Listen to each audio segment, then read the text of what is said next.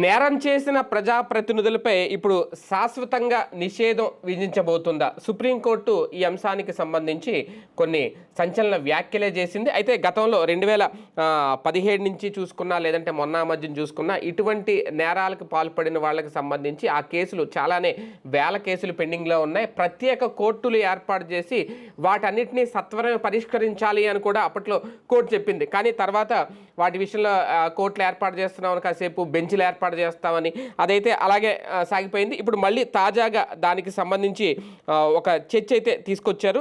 రాజకీయాలు ఎక్కువగా నేరమయం అయిపోతున్నాయి, దీనికి ఇంకా వాయిదాలు వేసే సమయం కూడా లేదు, ఇమీడియట్గా తేల్చండి అంటూ సుప్రీంకోర్టు చెప్పడం. ఏం జరగబోతోంది? నిజంగా నేరాలు చేసిన వాళ్ళు ఇంకా బెయిల్ మీదో లేదంటే ఆ కేసులు పెండింగ్లో ఉండడం, వాళ్ళు చట్టసభల్లో కొనసాగడం, ఈ విషయాన్ని ఈసీని కూడా అడిగింది సుప్రీంకోర్టు. ఈసీ ఏం చెప్పబోతోంది, అలాగే కోర్టులు ఏం చేయబోతున్నాయి, నిజంగా నేరాలు చేసిన ప్రజాప్రతినిధులందరూ ఇప్పుడు జైలుకి వెళ్ళక తప్పదా, లేదంటే వాళ్ళకి పూర్తిగా శాశ్వతంగా వాళ్ళ మీద నిషేధానికి సంబంధించిన వేటు పడబోతుందా? ఇదే అంశం మీద చర్చించే ప్రయత్నం చేద్దాం. సరే, ఎలా చూడాలంటే గతంలో కూడా సుప్రీంకోర్టు సంబంధించి ఇదే అంశాలు అప్పట్లో కూడా నాకు తెలిసి ప్రత్యేక కోర్టులు ఏయో పెట్టాలన్నారు, బెంచ్లు ఏయో పెట్టాలన్నారు. అది పెట్టారో లేదో తెలియదు. ఇప్పుడు మళ్ళీ అది కొనసాగబోతుందా, తేల్చేయబోతున్నారా అతి త్వరలోనే? ఈ ఫ్రంట్ పేజీ బ్యానర్ హెడ్డింగ్కి, టీవీల్లో డిబేట్లకి, పేపర్లో చర్చలకి నడుస్తాయి. ఇది తిలా పాపం తలా పిడికెడు. అందులో న్యాయ వ్యవస్థ పాత్ర ఉంది, పోలీస్ వ్యవస్థ పాత్ర ఉంది, రాజకీయ పాత్ర ఉంది, అన్ని వ్యవస్థల పాత్ర ఉంది. ఇవాళ రోజున జెన్యూన్ పాలిటిక్స్ ఎక్కడ ఉన్నాయి? ఇవాళ ఉంది. ఫర్ ఎగ్జాంపుల్, ఏం కేసులు పెడుతున్నారు మన ఆంధ్ర తెలంగాణలోనే చూస్తే? ప్రత్యర్థి పార్టీ వాడి మీద ఏదో ఒక దొంగ కేసు పెట్టాలి. ఆటిని చూసినే కదా నువ్వు నేరమయం అయిపోతుందని చెప్తున్నావు. కోర్టులు మాట్లాడిన వీళ్ళందరూ కూడా అందరినీ నేరమయం అంటున్నారు. ఇందులో వ్యాపారం చేసుకునేవాడినైనా ఏడిపిస్తున్నారు, ఉద్యోగం చేసుకునేవాడినైనా ఏడిపిస్తున్నారు, ఎవరినైనా దొంగం చేస్తున్నారు.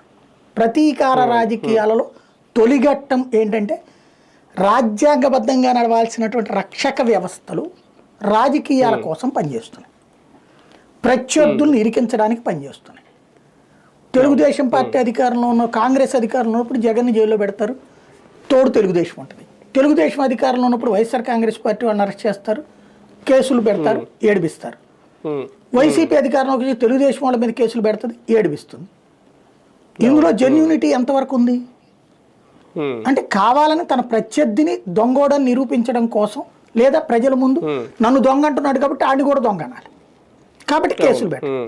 ఇలాంటివి వచ్చినప్పుడు నువ్వేం చేయాలా? ఒక కోర్టు ముందు పోలీసులు ఇక్కడ తప్పు చేస్తున్నారు, దర్యాప్తు సంస్థలు తప్పు చేస్తున్నాయి. సరే, అక్కడ నువ్వు నియంత్రించలేవు, కోర్టు చేతిలో లేదు.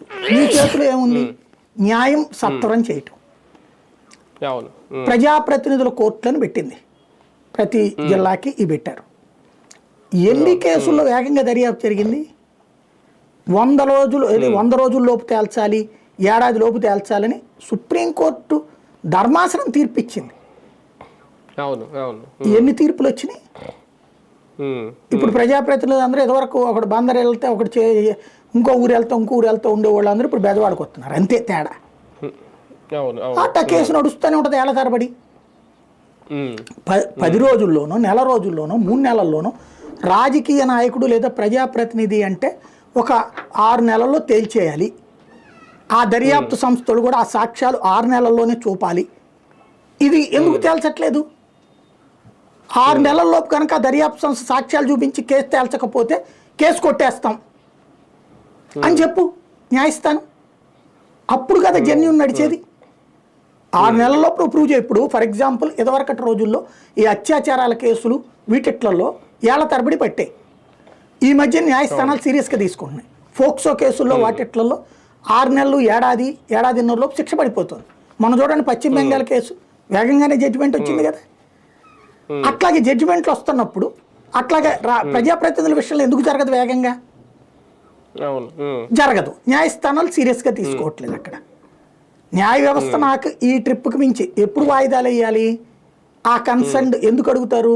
ఒకసారేమో నిందితుడి తరపు అడుగుతారు, ఒకసారేమో ప్రాసిక్యూషన్ తరపు అడుగుతారు. ఏళ్ల తరబడి సాగిపోతున్నాయి.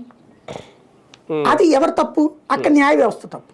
రెండవది, శిక్ష పడ్డ వాళ్ళని చెయ్యకూడదు అంటే ఇక్కడ రాజ్యాంగ వ్యవస్థల మధ్యన ఒక తేడా ఉంది. న్యాయ వ్యవస్థకి ఎట్లాంటి అధికారము లేదు, రేపు కూడా ఏమీ చేయలేదు. ఎందుకంటే అది ఏమన్నా అడుగుతోంది, ఈసీని అడుగుతోంది నువ్వు యాక్షన్ తీసుకోవాలి. ఈసీ ఎవరి కింద పనిచేస్తుంది? స్వతంత్ర సంస్థ. నువ్వెట్టా స్వతంత్ర సంస్థ, వాడు అట్లాగే స్వతంత్ర సంస్థ. అంతే, అవును. వాడికి ఏం యాక్షన్ తీసుకునే అధికారం ఉంది? ఈ చట్ట ప్రకారం చర్య తీసుకునే అధికారం ఉంది. ఎన్నికల చట్ట ప్రకారం, ఎన్నికల చట్టంలో ఏముందంటే అదే అమలు చేయగలదు ఈసీ. దానికి విరుద్ధంగా అమలు చేసే అధికారం ఈసీకి లేదు. ఈ చట్టాన్ని ఎవరు చేస్తారు? శాసన వ్యవస్థ చేస్తుంది. ఆ శాసన వ్యవస్థ ఏం చేసింది? చట్టం 2 సంవత్సరాల పైబడి జైలు శిక్ష పడ్డటువంటి వాడికి అనర్హుడు అని చెప్పింది. లాలూ ప్రసాద్ యాదవ్ అందుకే కదా పోటీ చేయలేకపోతుంది. అట్లాగే హేమంత్ సోరెన్ వాళ్ళ నాన్న శిబు సోరెన్ అందుకే కదా పోటీ చేయలేకపోతుంది. మరి చట్ట ప్రకారం వాళ్ళు పోటీ చేయట్లేదు కదా, అందుకే కదా రాజీనామా చేశారు. రాజీనామా చేసి శిక్ష పడ్డందుకు కాదు, మామూలుగా దీని గురించి శిక్ష, అది వేరు. మళ్ళీ ఇక్కడ బేసిక్ సమస్య ఏంటంటే శిక్ష పడితే 2 సంవత్సరాల లోపు జైలు శిక్ష పడితే వాళ్ళకి వర్తించదు. ఇప్పుడు దాన్ని రేపు మార్చాలన్నా 1 నెల శిక్ష పడ్డా సరే వాళ్ళు అనర్హులని చెప్పాలన్నా అది శాసన వ్యవస్థే చట్టం చేయాలి. వాళ్ళు చెయ్యరు, ఎందుకంటే ఈ ప్రజాప్రతినిధులే కదా ఉంది. 2 ఏళ్ళు అనేది ఎనఫ్ అనుకుంటున్నారు వాళ్ళు. మర్డర్ కేసులో అయితే 5 ఏళ్ళు పడుతుంది కదా, అటెంప్ట్ మర్డర్ 7 ఏళ్ళు పడుతుంది, మర్డర్ అయితే యావజ్జీవమే పడుతుంది. ఈ 2 సంవత్సరాల్లోపు అంటే ఫర్ ఎగ్జాంపుల్ ఇప్పుడు మీరు ఒక పార్టీ ఒక గవర్నమెంట్ ఆఫీస్ దగ్గరికి వెళ్ళి ధర్నా చేశారండి. అక్కడ పోలీసులు మిమ్మల్ని అరెస్ట్ చేయడానికి వచ్చిన 2 కుండీలు నేలకేసి కొట్టారు. వాడు కేసు ఏం పెడతాడంటే ప్రభుత్వ ఆస్తుల ధ్వంసం, ప్రభుత్వ అధికారి మీదన చేసుకోవడం. దానికి ఏదో 3 ఏళ్ళు జైలు శిక్ష ఉంటుంది. ఇప్పుడు ఆధారంగా రేపు పొద్దున చేస్తే దేశంలో అసలు ఉద్యమం ఎవడు చేయలేడు. ఇక మన ప్రత్యర్థులందరినీ తీసుకెళ్లి బొక్కలో దోసేసి వాళ్ళు ఎవరిని అనర్హుని చేసి పడేయచ్చు. ఎవడి వాళ్ళ అధికారంలో ఉంటే వాడి చేతిలోని రాజ్యాంగం నడిచిపోతుంది, రాజకీయం నడిచిపోతుంది. కాబట్టి అక్కడ సున్నితత్వం తెలియాలి వ్యవస్థకు కూడా, న్యాయ వ్యవస్థకి మూలం తెలియట్లే. ఇక్కడ గ్రౌండ్ లెవెల్లో ప్రతీకార రాజకీయాలు నడుస్తున్నాయి. ప్రతీకార రాజకీయాల మీద శత్రువుల్ని దొంగలుగా చూపిస్తూ కేసులు పెడుతున్నారు. ఎవడి అధికారంలో ఉంటే వాడి శత్రువులందరినీ జైల్లో పెట్టించేస్తున్నారు. ఇప్పుడు చంద్రబాబు అరెస్ట్ ఏంటి? జగన్ ప్రతీకారమే కదా. జగన్ అరెస్ట్ ఎందుకు? సోనియా గాంధీ ప్రతీకారమేగా. మరి ప్రతీకారమే కదా అక్కడ. అట్లాంటప్పుడు ఇప్పుడు ఫర్ ఎగ్జాంపుల్ ఆయన పేరేంటి, అమిత్ షాని 1 ఏడాది పాటు రాష్ట్ర బహిష్కరణ చేశారు. అప్పుడు కోర్టులోనే చేశారు. మరి ఆయన ఇప్పుడు కేంద్ర హోంమంత్రి, మరి ఆయన నేరస్తుడు అన్నామా? నువ్వు ప్రూవ్ లేదని కొట్టేశారు. కానీ లోపు ఎంత రాజకీయం దెబ్బతింటే సస్టైన్ కాగలిగాడు కాబట్టి నడిచింది. లేకపోతే ఇక్కడ సమస్య ఎక్కడంటే వ్యవస్థల మధ్యన ఊరికినే ఉపన్యాసం ఇవ్వడమో స్టేట్మెంట్లు ఇవ్వడమో బాగుంటుంది. వ్యవస్థలో లోపాలన్నీ సరిచేయాలంటే చిత్తశుద్ధి ఉండాలి. ఎక్కడో ఎందుకు బెయిల్ ఇస్తాను. ఇప్పుడు ఫర్ ఎగ్జాంపుల్ వీళ్ళే చెప్తారు కదా, మీడియా సోషల్ మీడియా అన్నీ చూస్తుండాలి, న్యాయమూర్తులు గమనిస్తుండాలి బయటదనేది అనేక సార్లు కోర్టు చేస్తున్నారు కదా. లాలూ ప్రసాద్ యాదవ్కి ఒక కేసులో 7 ఏళ్ళు జైలు శిక్ష పడింది, ఒక కేసులో ఇంకొక 7 ఏళ్ళు జైలు శిక్ష పడింది, ఇంకొక కేసులో 3 ఏళ్ళు జైలు శిక్ష పడింది. ఆ లాలూ ప్రసాద్ యాదవ్కి బెయిల్ ఇచ్చారు. ఎవరిచ్చారు బెయిలు? ప్రభుత్వం ఇవ్వాల, కోర్టే కదా ఇచ్చింది. ఏమని? ఆయనకి అనారోగ్య కారణాలు అన్నటువంటిది. నడవలేకపోతున్నాడు, తిరగలేకపోతున్నాడు, టాయిలెట్ కూర్చోలేకపోతున్నాడు అని బెయిల్ తీసుకున్న మరుసటి రోజున ఢిల్లీ పోయి వచ్చాడు. ఆయన బ్యాడ్మింటన్ ఆడుతున్నాడు, సరదాగా తిరుగుతున్నాడు. నువ్వు చూశాకైనా ఏమయ్యా అని చెప్పి అడగాలిగా. ఎందుకు అడగట్లేదు? ఏందయ్యా నువ్వు ఇచ్చిన బెయిల్ ఏంటి, తీసుకున్నది ఏంటి అని అడగాలి కదా. శిక్ష పడ్డోడు అక్కడ, ఇంకా రిమాండ్ వదిలేయండి, రిమాండ్లో ఉన్న వాళ్ళకి బెయిల్ ఇవ్వడం వేరు. శిక్ష పడ్డవాడు ఆ శిక్ష అభయన్స్లో పెట్టి తిరుగుతున్నాడు. ఎలా సాధ్యమవుతుంది ఇది? ఎవరిస్తున్నారు బెయిలు? ఇప్పుడు ఒక శిక్ష పడ్డటువంటి వాడికి ప్రభుత్వాలు క్షమాభిక్ష పెడితే కూడా దాన్ని సవాల్ చేస్తే సుప్రీంకోర్టు విచారిస్తోంది. లైక్ గోద్రా అల్లర్ల వ్యవహారంలో శిక్ష పడ్డటువంటి వాళ్ళని మొన్న ఈ మధ్యనే బెయిల్ వచ్చింది వాళ్ళకి. ఇదే దాన్ని ఏమంటారు, పెరోల్ ఇచ్చారు. క్షమాభిక్ష, పెరోలు ఇట్లాంటి అలాంటి వాళ్ళని మళ్ళీ తిరిగి జైలుకి పంపమని కోర్టు తెప్పించింది. మరి లాలూ ప్రసాద్ యాదవ్ ఎందుకు చేయలే? వీళ్ళు సామాన్యులు కాబట్టి చేశారా? ఎట్లా నడిచింది అట్లాగా? కాబట్టి ఉపన్యాసాలు అద్భుతంగా ఉంటున్నాయి. ఇది వినగానే అబ్బా అనే పెద్ద పెద్ద చర్చలు చేస్తే పత్రికలు వ్యవస్థలో ఉన్న లోపాలు సరిచేయకుండా, ప్రతీకార రాజకీయాలు ఆపకుండా, ప్రత్యర్థి మనకి నచ్చని వాడే మన ప్రత్యర్థి అయితే చాలు, అధికారంలో ఉన్న ప్రత్యర్థులందరినీ ఏదో ఒక కేసులో ఇరికించడం గత 20 ఏళ్ల నుండి జరుగుతున్నటువంటిది. ఇవాళకి వాళ్ళ మార్చాలంటే ఇదంతా కుదరదు. కానీ ఒకటి సార్, మరి నిజంగా ఇలాగా శాశ్వత నిషేధం లాంటిది ప్రజాప్రతినిధుల మీద చెయ్యకపోతే ఈ హత్యలు లేదంటే ఈ అత్యాచారం ఇలాంటి చేసిన కేసులు చాలా పెండింగ్లో ఉన్నాయని చెప్తున్నారు. అవి ఇంకా పెరిగిపోవాలి రేపు పొద్దున్న, వాళ్ళకి ఇంకా అదుపు లేకుండా పోదా? జడ్జిమెంట్ ఇవ్వమనండి, శిక్షించమనండి. అంటే కోర్టులు కూడా చెప్తున్నట్టునే కదా సార్, సుప్రీంకోర్టు కూడా తేల్చేయమని చెప్తున్నట్టు. ఎవరు పని ఆపుతున్నది? ఎవరు ఇటువంటి కేసులన్నీ ఆపుతున్నది? ఎవరు చెప్తుంది కదా, కోర్టే కదా పెండింగ్ చేస్తుంది, వాయిదా వేస్తుంది కింద కోర్టే కదా. మధ్యలో ఎవరు ఆపారు? వాయిదా కుదరదు, నువ్వు నెక్స్ట్ విచారణలో చేయాల్సిందే ఎందుకు చెప్పరు జడ్జి గారు? వాయిదా అడగగానే ఎందుకు ఇస్తున్నారు? రేపు తేల్చాల్సిందే ఎందుకు? సుప్రీంకోర్టు ఆర్డర్ ఇచ్చింది ఏడాది లోపని, మళ్ళీ అదే సుప్రీంకోర్టు ఎట్ట వదిలేసింది? తేల్చేయండి. ఇంకొకటి, శిక్ష పడ్డ వాళ్ళకి సంబంధించి నేను ఇందాకంది లాలూ ప్రసాద్ యాదవ్ శిక్ష పడ్డాక తిరుగుతున్నాడు. ఎట్లా తిరుగుతున్నాడు? ఏకంగా యూపీఏ చైర్పర్సన్ అవ్వాలనుకున్నాడు ఐఎన్డీఏకి. వాడు ఎట్లా సాధ్యమవుతుంది? ఖచ్చితంగా ఒక సామాన్య పౌరుడుగా, ఒక విద్యావంతుడిగా శిక్ష పడ్డటువంటి వాళ్ళు అనర్హులు అవ్వాలి అని కోరుకుంటా నేను. 6 నెలల శిక్ష పడ్డా సరే అనర్హుడు అవ్వాలనే కోరుకుంటా. కానీ ఇవాళ ప్రతీకార రాజకీయాల్లో తప్పని నేనే భావిస్తున్నా. ఎందుకని? ఏదో ఒక దొంగ కేసు పెడుతున్నారు, ఒక ఆడపిల్లతో కేసు పెట్టిస్తున్నారు, ఎస్సీ ఎస్టీ కేసులు పెట్టిస్తున్నారు, లేకపోతే నేను చెప్పినట్టు ప్రభుత్వ కార్యాలయాల్లో ధర్నా చేసినా కూడా ఈ కేసులు పెడుతున్నారు. ఇలా తప్పుడు కేసులతో ప్రత్యర్థుల్ని అణచివేస్తుంటే అప్పుడు ఎట్లా శిక్షలు? అప్పుడు దాని ఆధారంగా రేపు చేస్తే గనక రాజకీయ నాయకులు అందరూ అన్యాయం అయిపోతారు. అప్పుడు ఎవడొస్తాడు పోటీకి? ఏం చేయాలి అప్పుడు? కాబట్టి ఇదేంటంటే గొంగట్లో అన్నం తింటూ వెంట్రుకలు ఏరుకోవడం లాంటిది. కానీ ఇప్పటికిప్పుడు తేల్చేయడం అనేది సాధ్యం అవుతుందా సార్? దాదాపు 30 ఏళ్ళుగా పెండింగ్లో ఉన్నాయి కేసులు అని చెప్తున్నారు.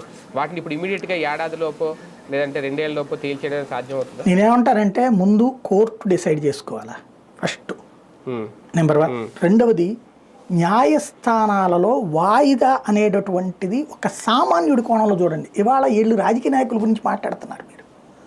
ఒక సామాన్యుడు ఒక వాయిదాకి 1000 రూపాయల నుంచి 5000 ఖర్చు అవుతుందండి. లాయర్కి డబ్బులు ఇవ్వాలా, అక్కడ ఉన్నటువంటి వాళ్ళకి ఇవ్వాలా, ట్రాన్స్పోర్టేషన్ అవుతుంది. అరే విడాకుల కేసుకి దశాబ్దాల తరబడి పెట్టేస్తుంటే ఏంటి? ఇంకా సామాన్యుడిది చెక్ బౌన్స్ కేసు ఏళ్ల తరబడి జరుగుతుంటే ఏంటి అక్కడ? ముందు తీర్పులు వేగం చేయండి. వాయిదాల మీద వాయిదాలు, లాయర్ బతుకుతున్నాడు, ఆ కింద స్టాఫ్ అందరు బతుకుతున్నారు.